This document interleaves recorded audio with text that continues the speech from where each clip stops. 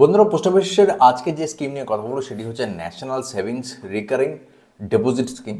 সবার প্রথমে বলে দিই রেকারিং ডিপোজিট জিনিসটা কীরকম হয়। রেকারিং ডিপোজিট এরকম হয় যে আপনি মাসে মাসে এসআইপির মতন টাকা সেখানে জমা দেবেন এবং তার বদলে আপনাকে একটা ফিক্সড রেট অফ ইন্টারেস্ট দেওয়া হবে। এখানে ফিক্সড রেট অফ ইন্টারেস্টটা হচ্ছে 6.7%। এসআইপিতে কী হয়, আমাদের কোনো ফিক্সড রিটার্ন থাকে না, সেটা মার্কেটের উপর নির্ভরশীল থাকে। মার্কেট যদি নিচে যায় তো নিচে যাবে, যদি মার্কেট উপরে যায় তাহলে আপনার রিটার্ন অনেক বেশি হতে পারে।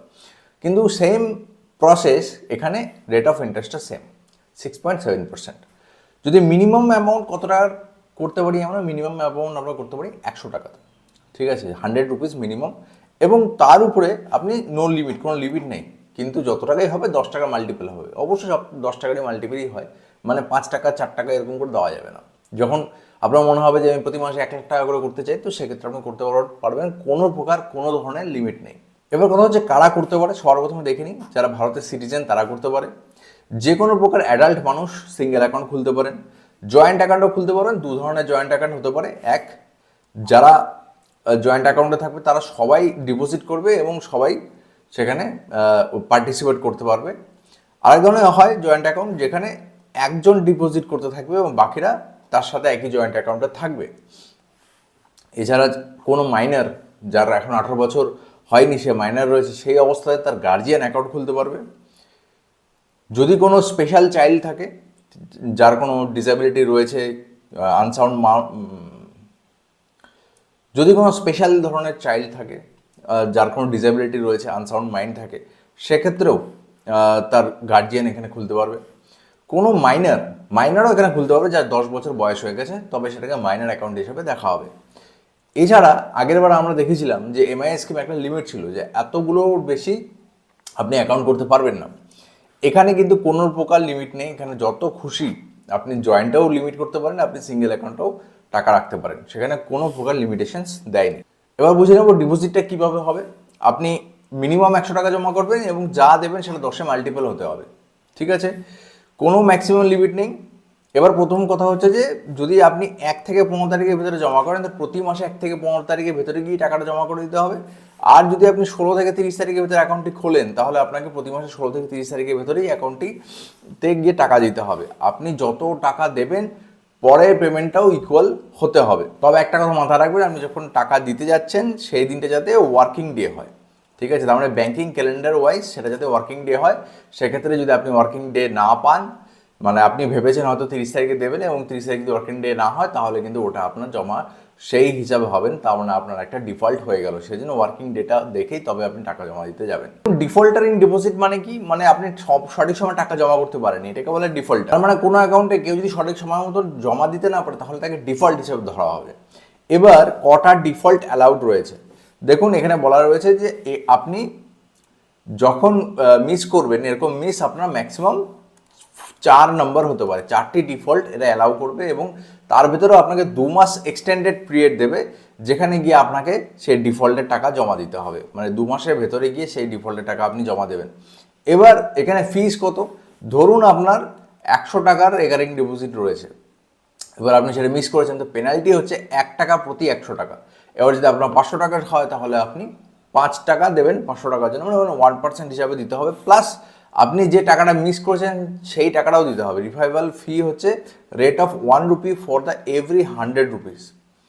এই যে আপনি রিভাইভাল ফিটা দেবেন, তার সাথে যে লামসাম অ্যামাউন্ট যেটা আপনার মিস হয়েছে সেটা যখন আপনি দিয়ে দেবেন, তখন আপনার অ্যাকাউন্টটি আবার কন্টিনিউয়েশনে চলে আসবে এবং ডিফল্ট হিসাবে আর ট্রিট করা হবে না। এখানে কোনোভাবেই 4টের বেশি যখন আপনার হয়ে যাবে, তখন কিন্তু আপনার অ্যাকাউন্টকে ডিসকন্টিনিউ করে দেওয়া হবে। 4টের বেশি অ্যালাউড নয়, এবং 4টের যখন হয়ে যাবে তখন আপনাকে দিতে হবে 2 মাসের ভেতরে এই পেনাল্টিকে জমা দিতে হবে। এবং এর সাথে আরেকটি সুবিধা দেয়, যেহেতু আপনি 4 মাস ডিফল্ট করার জন্য আপনি 4 মাসে সুদ পাচ্ছেন না, তো সেক্ষেত্রে আপনার কাছে একটা সুবিধা থাকে যে আপনি ধরুন 4টে ডিফল্ট করেছেন কিংবা 3টে ডিফল্ট করেছেন কিংবা 2টো ডিফল্ট করেছেন, সেক্ষেত্রে আপনি পেনাল্টি দিয়ে ওটাকে সার্ভাইভ করে দিলেন এবং আপনার ম্যাচুরিটি পিরিয়ড যেটা ছিল সেটাকে আপনি আরও 2 মাস 3 মাস যেরকম আপনার ডিফল্ট হয়েছে সেই অনুযায়ী আপনি এক্সটেন্ড করতে পারেন, যাতে আপনি কমপ্লিট সুদের সুবিধাটা পেয়ে যান। এরপরে আসছি অ্যাডভান্স ডিপোজিট। এটি এমন একটা স্কিম যে স্কিমে আপনি অ্যাডভান্স ডিপোজিট করতে পারেন। দেখুন, এই স্কিমটিতে সর্বপ্রথম বুঝতে হবে যে 5 বছরের এটা একটা লক ইন পিরিয়ড থাকে আরডিতে।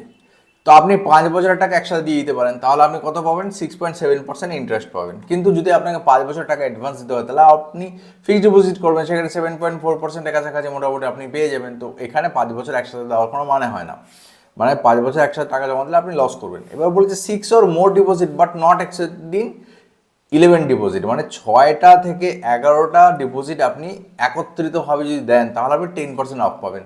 এবার এখানে একটা কোশ্চেন আছে যে আমার 6.7 হচ্ছে আপনার সুদ, সেখানে যদি 10% অফ পেয়ে যায় তাহলে তো আমার বিশাল ব্যাপার।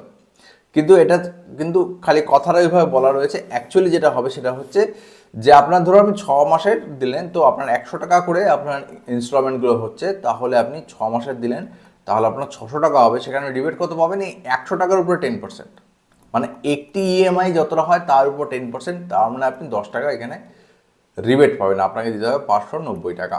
সিমিলারলি যদি 12 মান্থসের উপরে আপনি জমা দেন, ঠিক আছে, মানে 12 থেকে যত খুশি যদি আপনি জমা দেন, তাহলে ধরুন আপনি 100 টাকা করে রয়েছে 12 মাসের, তাহলে আপনার টোটাল অ্যাডভান্স হয় 1200 টাকা। সেখানে 1200 টাকা জমা দিতে গেলে আপনাকে দিতে হবে 1160 টাকা। এই 100 টাকার উপরে 40%, এখানে কোনোভাবেই 1200 টাকার উপরে 40% নয়, তাহলে তো অঙ্কের ম্যাথ এখানে ফেল হয়ে যাবে এবং সবাই বড়লোক হয়ে যাবে। সেই জিনিসটা কিন্তু মাথায় রাখতে হবে, এটা এইভাবেই ক্যালকুলেট হয়। একটি মানে ইএমআই বলুন কিংবা ইনস্টলমেন্ট বলুন কিংবা এসআইপি অ্যামাউন্ট বলুন, সেটার উপরেই ডিসকাউন্টটা ক্যালকুলেট হবে।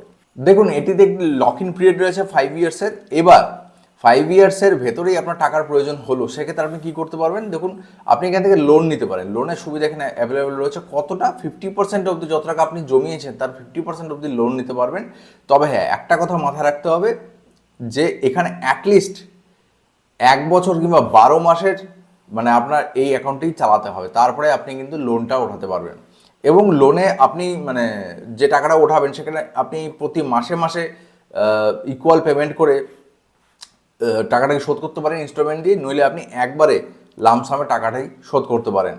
কত পার্সেন্ট হবে দেখুন, এখানে বলেছে simple rate at the rate of 2 points over and অ্যাভাব the interest rate applicable to the account of the loan. তার মানে 6.7% হচ্ছে আমার রেট অফ ইন্টারেস্ট হচ্ছে এই অ্যাকাউন্টে, তার উপরে আরও 2 পয়েন্ট মানে 8.6% হচ্ছে টোটাল সুদ পড়লো। তো আপনাকে 2%ই এখানে দিতে হবে, কারণ যে টাকাটা আপনি উইথড্র করবেন সেটার উপরে তার সুদ ক্যালকুলেট হবে না। তার মানে আপনার জন্য মাত্র শুধুমাত্র 2%-এ আপনি নিজের টাকার উপরে লোন পেয়ে যাবেন, মানে যেটা মানে খুব প্রয়োজন হলে তবেই আপনারা করবেন, কারণ নিজের টাকার উপরে সুদ দেওয়াটা খুব একটা ভালো ব্যাপার নয়। প্রি ম্যাচিওর ক্লোজার 5 বছরের লক ইন রয়েছে। এবার কথা হচ্ছে যে আপনি লোন নিচ্ছেন না, কিন্তু আপনাকে এটা আর চালাতেও পারছেন না, আপনার পক্ষে এটা চালানো সম্ভব না, এবং আপনি খুব বেশি টাকা করে ফেলেছেন এবং যত টাকা করেছিলেন সেটা আপনার ক্ষমতার বাইরে এবার চালানো, এবার আপনি ক্লোজ করতে চাচ্ছেন। সেখানে সবার প্রথমে 3 বছর মিনিমাম চালাতে হয়। 3 বছর যদি মিনিমাম চালিয়ে নেন তবে এটাকে ক্লোজ করতে পারবেন। এবং যখন আপনারা ক্লোজ করবেন না, তখন যে আপনার সুদটা পাবেন 6.7-এর যে সুদটা পাচ্ছেন সেটা কিন্তু আর পাবেন না। আপনার পোস্ট অফিস সেভিংস স্কিমে যে সুদটা দেয় সেই হিসেবে আপনারা সুদ পাবেন। সেই জন্য এটা প্রিম্যাচুর ক্লোজ করার কোনো মানেই হয় না। পোস্ট অফিস সেভিংস অ্যাকাউন্টের রেটটা আপনার এখানে অ্যাপ্লাই হয়ে যাবে, সেটা কিন্তু এর থেকে অনেক কম হয়। এবার যদি আপনি অ্যাডভান্স পেমেন্ট করে থাকেন, সাপোজ যে কয়েকদিনের জন্য আপনি অ্যাডভান্স পেমেন্ট করেছেন, ধর সাপোজ আপনি 4 বছর টাকা দিয়ে দিয়েছেন, কিংবা 2 বছর চালিয়েছেন, তারপরে আরও 2 বছর টাকা দিয়ে দিয়েছেন, কিংবা 2.5 বছর টাকা দিয়ে দিয়েছেন, যতদিন অবধি অ্যাডভান্স পেমেন্ট করা আছে ততদিন অবধি কোনো প্রকার প্রি ম্যাচিওর ক্লোজার হবে না। স্বাভাবিকভাবে আপনি টাকা দিয়ে দিয়েছেন, আপনি প্রি ম্যাচিওর ক্লোজার করতে পারবেন না। এখানে আপনার কোনো উইলের কাজ করবে না, এখানে আপনার উইলটা কাজ করবে না। এখানে যতটা অবধি পেমেন্ট করা আছে ততদিনের আগে আপনি কোনোভাবেই প্রিম্যাচিওর ক্লোজার করতে পারবেন না। এবার চলে আসে ম্যাচুরিটি। 5 বছর কিংবা 60 মাস ডিপোজিট করার পরে যবে আপনি খুলেছিলেন তারপরে এটা ম্যাচিওর হয়ে আপনার অ্যাকাউন্টে চলে আসবে। এবার তারপর আপনি দুটো অপশন পান। এক, অ্যাকাউন্টকে আপনি এক্সটেন্ড করে আরও 5 বছর চালান। এবার আপনি 6.7% পাচ্ছিলেন, তো এবার সাপোজ দেখা গেল তখন হচ্ছে 6.2% ইন্টারেস্ট রেট চলছে, তাহলে আপনি কি চালাবেন কেন? কোনো প্রয়োজন নেই চালানোর। হ্যাঁ, তখন যদি 7.2% হয় তখন আপনারা মনে হতে পারে চালাতে পারেন। এবার আরেকটি অপশন দিচ্ছে যে এই অ্যাকাউন্টটিকে আপনি আরও 5 বছর বিনা কোনো অ্যামাউন্ট দিয়ে, মানে আপনাকে মাসে মাসে দিতে হবে না, আপনি খালি পিরিয়ডটা এক্সটেন্ড করে দিলেন আরও 5 বছরের জন্য, তার মানে একটা ফিক্সড ডিপোজিট হিসেবে কাজ করবে। সেখানে অবশ্যই দেখে নিতে হবে যে ওই সময় পোস্ট অফিসের ফিক্সড ডিপোজিট স্কিমের যে রেটটা সেটা এটার থেকে কম নয় বেশি। যদি ফিক্সড ডিপোজিটের রেট বেশি হয় তাহলে আপনি ফিক্সড ডিপোজিটে গিয়ে ইনভেস্ট করে দেবেন, এটাতে কন্টিনিউ করার কোনো মানে হয় না। এবার কথা হচ্ছে যে অ্যাকাউন্ট হলো তার যদি সাডেন কোনোভাবে ডেথ হয়ে যায় তাহলে কি হবে? যে নমিনি থাকবে, যে ক্লেমেন্ট থাকবে, যখন আপনি ফর্ম ফিল আপ করবেন ওখানে একটা নমিনির অপশন আসে, সেখানে আপনি নমিনি কাউকে না কাউকে অবশ্যই রাখবেন। তো সেখানে সে এটাকে ক্লোজ করবে এবং টাকাটি সে উইথড্র করে নেবে। যত টাকা যেই মুহূর্তে তার মৃত্যু হবে সেই মুহূর্তে যত টাকা জমা হয়েছে সেটা সে পেয়ে যাবে। এবার এখানে একটা অপশন থাকে, সেটা হচ্ছে প্রোটেক্টিভ সেভিং স্কিম, মানে একটা ইন্স্যুরেন্স টাইপের এক্সট্রা থাকে। সেটা যদি আপনি অ্যাভেল করেন তাহলে পরে যেই মুহূর্তে মৃত্যু হবে সেখানে আপনি ফুল ভ্যালু যত টাকা আপনার হতো সেই ফুল ভ্যালুটা আপনি পেয়ে যাবেন। Repayment of full maturity value on the death of depositor in certain cases. ঠিক আছে, সেই সার্টেন কেসটা হচ্ছে প্রোটেক্টিভ সেভিং স্কিম। নমিনি কিংবা লিগাল ইয়ার যারা রয়েছে তারাও এই আরডিটাকে চালিয়ে নিয়ে যেতে পারে। যদি মনে হয় যে আমরা উইথড্র করবো না, আমরা এটাকে কমপ্লিট করব, সাপোজ আপনার এই স্কিমটি নেওয়া নেই, সেক্ষেত্রে আপনার লস হচ্ছে কিন্তু আপনার ক্ষমতা রয়েছে যে আমি চালিয়ে নিয়ে যেতে পারবো, সেক্ষেত্রে কিন্তু আপনি চালিয়ে নিয়ে যেতে পারবেন। কিন্তু আপনার চেঞ্জ হয়ে যাবে, অ্যাকাউন্ট যে নমিনি ছিল সেটা আপনার নিজের নামে সেটেলমেন্ট করে নিতে হবে এবং নিজের নামে সেটা চলে আসবে এবং সেটাকে আপনি কন্টিনিউ করতে পারেন। তো এই ছিল post office recurring deposit scheme. যারা একটু সেফ ইনভেস্টমেন্ট ভালোবাসে তাদের জন্য এটা খুবই ভালো স্কিম এবং আপনারা সেখানে নিবেশ করতে পারেন। আর যারা মনে হয় যে না আমরা এতটা সেফ যাব না, তাদের জন্য আদার্স অপশন রয়েছে, সেগুলো সম্পর্কে সমস্ত তথ্য আমার চ্যানেলে দেওয়া হয়, সেটা আপনারা সেখান থেকে দেখতে পারেন। নমস্কার, আপনাদের সাথে দেখা হবে পরবর্তী ভিডিওতে। Till then, good bye.